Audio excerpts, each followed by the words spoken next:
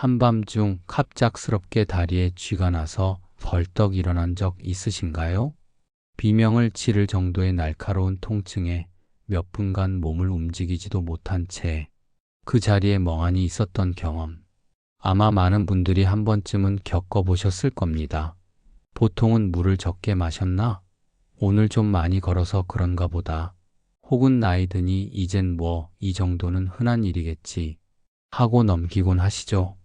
하지만 반복적으로 다리에 쥐가 나는 증상은 결코 가볍게 볼 일이 아닙니다. 경련 그 자체는 단순 근육 반응일 수 있지만 그 배경에는 혈액순환 장애, 전해질 불균형, 신경계 문제 등이 복합적으로 얽혀 있을 수 있기 때문입니다. 안녕하십니까? 저는 40년 넘게 응급의학과 내과 환자들을 진료해온 전문의 이도현입니다. 오늘은 특히 60세 이상 시니어분들께 꼭 필요한 건강정보, 바로 다리에 쥐가 나는 현상의 원인과 해결 방법에 대해 말씀드리려 합니다. 그 전에 한 가지 부탁드리겠습니다. 앞으로도 건강에 꼭 필요한 정보를 빠르게 받아보고 싶으시다면 지금 구독과 좋아요, 알림 설정까지 꼭 해주세요. 여러분의 작은 클릭 하나가 건강을 지키는 큰 발걸음이 됩니다. 그럼 본격적으로 시작하겠습니다. 다리에 쥐가 나는 주요 원인 6가지를 먼저 설명드리겠습니다. 첫 번째는 근육의 과도한 사용입니다. 갑자기 평소보다 많이 걷거나 무리한 운동을 하게 되면 근육에 피로물질이 쌓이면서 경련이 일어날 수 있습니다. 예를 들어 평소 활동량이 적던 72세 어르신이 손주와 놀이터를 몇 시간 함께 걸은 후 그날 밤 극심한 다리 경련으로 응급실을 찾은 경우도 있었습니다. 나이가 들수록 근육 회복 속도는 느려지기 때문에 예전처럼 움직였다고 해서 몸이 그대로 따라와 주지는 않습니다. 두 번째는 잘못된 수면 자세입니다. 무릎을 굽힌 채 잤거나 발끝이 아래로 처진 상태로 누워있게 되면 종아리 근육이 과도하게 수축된 상태로 유지됩니다. 이 상태에서 근육이 놀라며 경련을 일으키는 것이죠. 특히 무거운 이불이 발을 아래로 눌러버리는 경우 자기도 모르게 쥐가 나는 빈도가 높아집니다. 세 번째는 수분 및 전해질 부족입니다.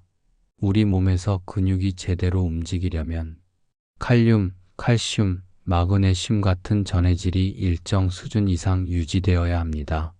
그런데 여름철 땀을 많이 흘리거나 밤에 화장실 가는 것이 귀찮아 의도적으로 물을 줄이게 되면 체내 수분과 전해질 균형이 무너지게 됩니다. 그 결과 근육이 과민하게 반응하고 경련이 발생할 수 있습니다. 실제로 하루 물 섭취량이 1L 이하인 시니어분들이 상당히 많습니다. 네 번째는 노화로 인한 근육신경 변화입니다. 60대 이후부터는 근육량이 자연스럽게 줄고 신경의 자극 전달 속도도 느려집니다. 이는 정상적인 노화 현상이지만 이로 인해 작은 자극에도 근육이 과도하게 반응해 쥐가 쉽게 발생합니다. 최근 따라 쥐 나는 횟수가 늘었어요. 이런 증상은 나이 탓만 하기보다 이제는 체계적인 관리가 필요하다는 신호로 받아들여야 합니다. 다섯 번째는 혈액순환 장애입니다. 특히 당뇨병이나 고혈압, 말초혈관 질환이 있는 경우 하지로 가는 혈류가 원활하지 않게 됩니다. 그 결과 다리 근육이 충분한 산소를 공급받지 못하고 산소 부족 상태에서 근육 경련이 발생하게 됩니다. 실제로 74세의 여성 환자가 한쪽 다리에 반복적인 쥐와 붓기를 호소했는데 정밀 검사 결과 심부정맥 혈전증이 발견된 사례가 있습니다. 이 상태를 방치했다면 퇴색전증으로 이어졌을 가능성도 있었습니다. 여섯 번째는 복용 중인 약물의 영향입니다. 이뇨제, 일부 고혈압약, 고지혈증 치료제 등은 전해질 균형에 영향을 주어 경련 발생을 유도할 수 있습니다. 약을 바꾼 후 쥐가 자주 생기기 시작했다면 혼자 판단하지 마시고 반드시 주치의와 상담하셔야 합니다.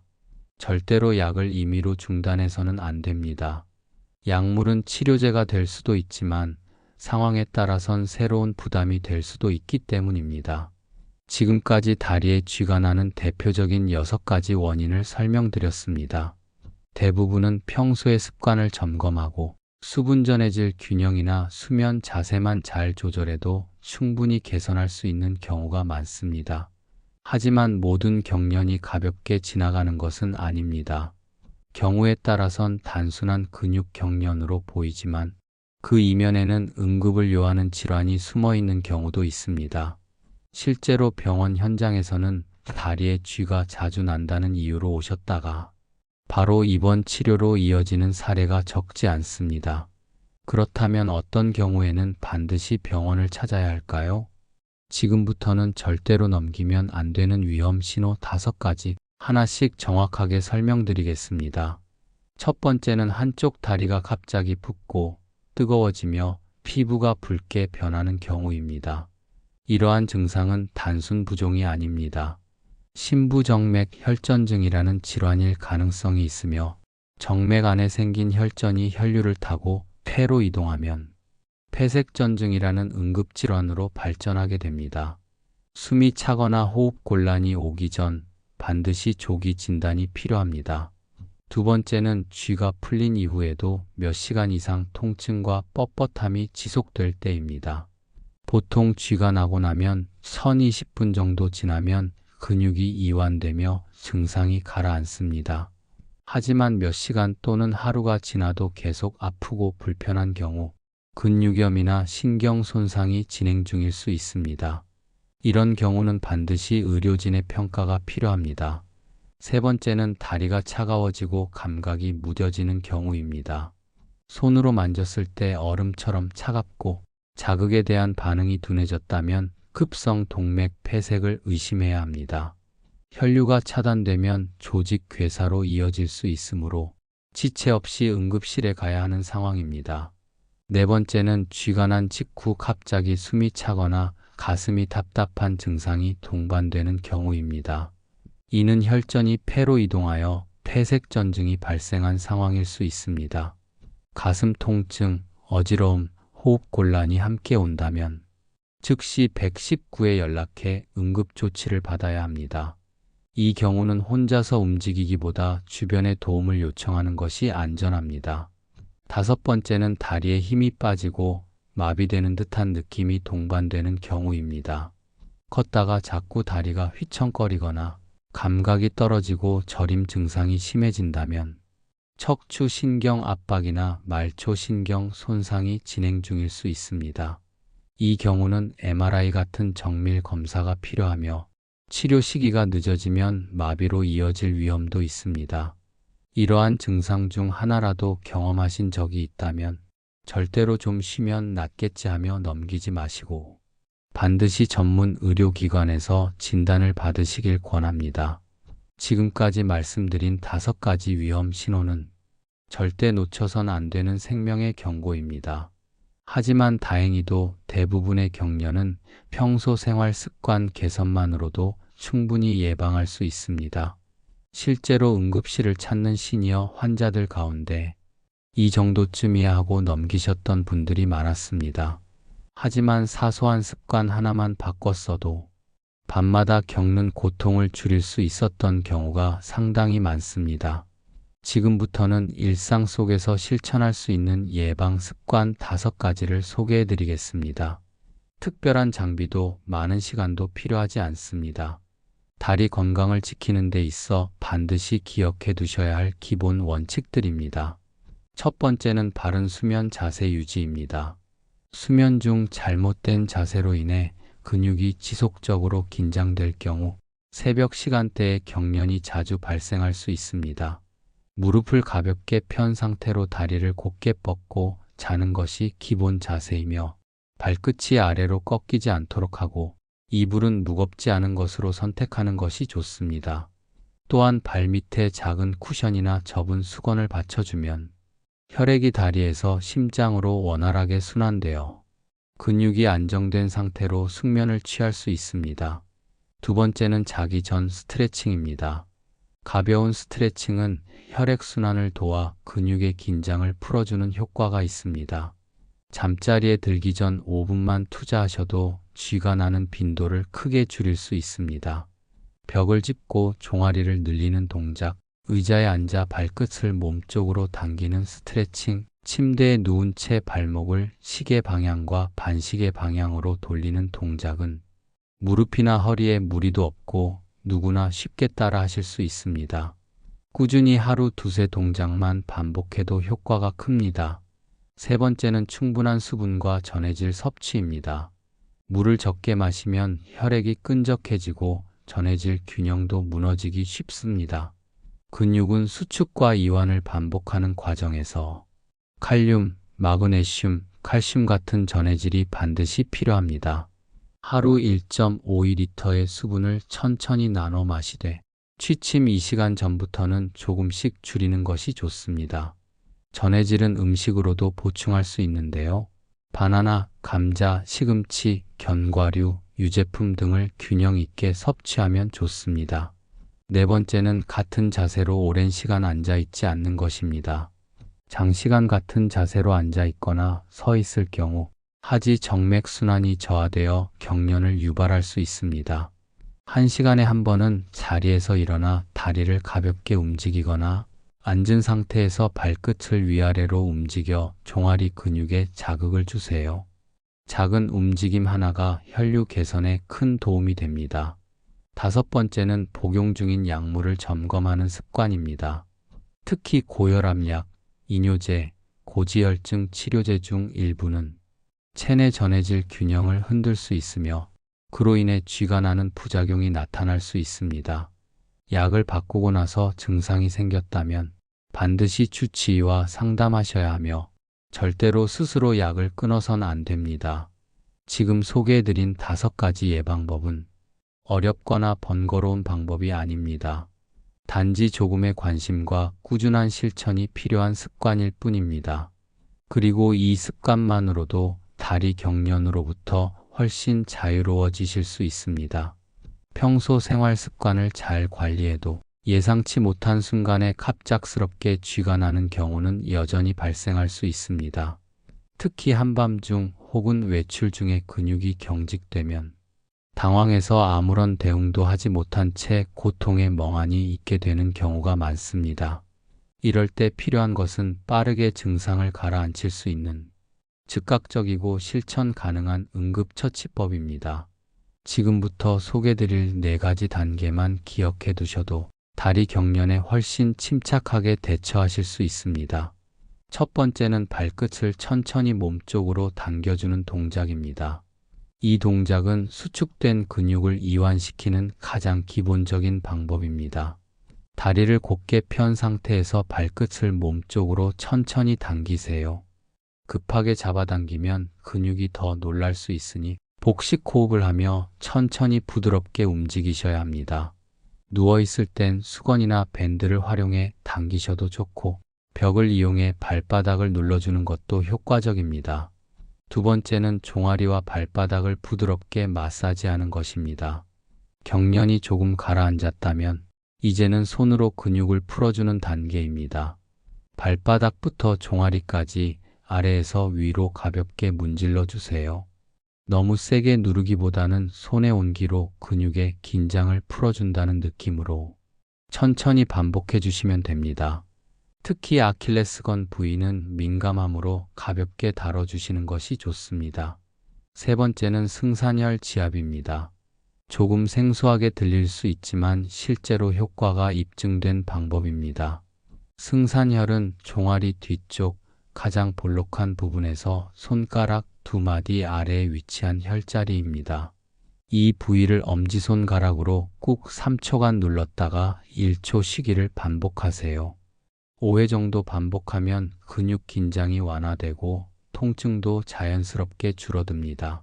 너무 강하게 누르기보다 시원하다는 느낌이 드는 정도로 지압하시면 됩니다. 네 번째는 따뜻한 찜질로 마무리하는 것입니다. 경련이 풀린 후에도 근육은 여전히 긴장된 상태에 있을 수 있습니다. 이때 따뜻한 찜질팩이나 따뜻한 물에 적신 수건을 쥐가 났던 부위에 1015분 정도 대주세요. 근육 이완과 혈액순환에 큰 도움이 됩니다. 찜질팩이 없다면 전자레인지에 데운 수건도 활용 가능합니다. 단, 온도가 너무 높으면 화상의 위험이 있으니 반드시 손등으로 먼저 온도를 확인하셔야 합니다. 이 네 가지 응급처치는 한밤중 침대 위에서도 외출 중 앉은 자리에서도 대부분 실천이 가능합니다. 특히 자주 쥐가 나는 체질의 어르신이라면 이 과정을 미리 익혀두시면 불안감 없이 훨씬 안정된 대응이 가능하실 겁니다. 여기서 잠깐 시청자분들께서 자주 물어보시는 질문 몇 가지를 정리해 드리겠습니다. 질문과 답변을 들으시면서 본인의 상태와 비교해 보셔도 좋겠습니다. 첫 번째 질문입니다. 운동을 하면 오히려 다리에 쥐가 더 자주 나는 건가요? 갑작스럽고 무리한 운동은 분명 경련을 유발할 수 있습니다. 하지만 규칙적이고 적절한 강도의 운동은 근육을 강화하고 혈류순환을 도와 오히려 쥐를 예방하는 데 큰 도움이 됩니다. 운동 전후에는 반드시 스트레칭을 해주시고 수분과 전해질 보충도 함께 해주셔야 합니다. 두 번째 질문입니다. 바나나가 정말 쥐 예방에 도움이 되나요? 네, 실제로 그렇습니다. 바나나에는 칼륨과 마그네슘이 풍부하게 들어있어 근육의 수축과 이완을 돕는 역할을 합니다. 취침 전 바나나 한 개 정도는 간편하게 드실 수 있는 좋은 예방법입니다. 단, 당뇨가 있으신 분은 섭취량을 꼭 조절하셔야 합니다. 세 번째 질문입니다. 승산혈 지압은 매일 해도 괜찮은가요? 하루 12회 정도 부드러운 압력으로 지압하신다면 무리가 되지 않습니다. 단, 멍이 잘 드는 체질이거나 피부가 예민한 분들은 세게 누르지 마시고 자극량을 조절해 주시는 것이 좋습니다. 네 번째 질문입니다. 고령자나 관절이 불편한 분도 오늘 알려드린 응급처치법을 따라해도 괜찮을까요? 대부분은 무리 없이 따라하실 수 있도록 구성되어 있습니다. 다만 무릎이나 허리에 통증이 있으신 분들은 자세를 조절하시거나 찜질과 마사지 위주로 시작해 보시기를 권합니다. 이제 오늘 내용의 핵심을 다시 한번 정리해 드리겠습니다. 낭독을 들으시면서 기억을 한번 더 정리해 보세요. 다리에 쥐가 나는 원인은 근육의 과도한 사용, 수면, 자세, 수분 및 전해질 부족, 노화로 인한 근육과 신경의 변화, 혈액순환 장애, 그리고 약물에 의한 부작용 등 6가지로 나눌 수 있습니다. 이러한 경련을 예방하기 위해서는 바른 수면 자세를 유지하고 자기 전 간단한 스트레칭을 하시며 하루 1.5리터 이상의 수분과 전해질을 충분히 섭취하시는 것이 좋습니다. 장시간 같은 자세를 피하고 복용 중인 약물을 주기적으로 확인하는 것도 경련을 줄이는 데 중요한 요소입니다. 갑자기 쥐가 났을 땐 발끝을 천천히 몸쪽으로 당기고 종아리와 발바닥을 부드럽게 마사지하시며 승산혈을 지압하고 마지막으로 따뜻한 찜질로 마무리해 주세요. 그리고 다음과 같은 증상이 함께 나타난다면 단순한 경련이 아니라 병원 진료가 반드시 필요한 상태일 수 있습니다. 한쪽 다리가 붓고 열이 나며 통증이 사라지지 않고 지속되거나 감각이 둔해지고 다리에 힘이 빠지며 숨이 찬다면 절대로 지체하지 마시고 즉시 병원으로 가셔야 합니다. 마지막으로 한 가지 꼭 기억해 주세요. 건강은 아는 만큼 지킬 수 있고 준비하는 만큼 덜 아플 수 있습니다. 오늘 영상이 다리 건강을 다시 돌아보는 계기가 되셨길 바랍니다. 그리고 이 내용을 주변 어르신들께도 꼭 전해주시길 부탁드립니다. 다음 영상에서는 계단만 오르내려도 욱신거리는 무릎 통증, 과연 퇴행성 관절염일지 생활 습관으로 줄일 수 있는 방법은 무엇인지 자세히 알려드리겠습니다. 오늘 영상이 도움이 되셨다면 구독과 좋아요, 알림 설정 부탁드립니다. 편안한 밤 되시고 다리 건강도 마음 건강도 함께 챙기시길 바랍니다. 감사합니다.